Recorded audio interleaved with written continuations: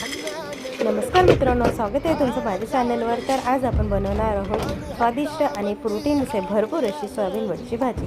सगळ्यात आधी सोयाबीन वड्या आहेत त्या 10 मिनिट गरम पाण्यामध्ये भिजू दिल्या। त्यानंतर त्याचा एक्सेस वॉटर काढून घेतला। त्यानंतर कांदा बारीक चिरला आणि एका पॅनमध्ये तेल टाकलं, खडे मसाले घेतले आणि कांदा लाल होईपर्यंत शिजवला। त्यानंतर बारीक चिरलेला टमाटर, लसूण अद्रकाची पेस्ट आणि काही आपले घरगुती मसाले टाकून मसाल्याला छान असा शिजू दिला।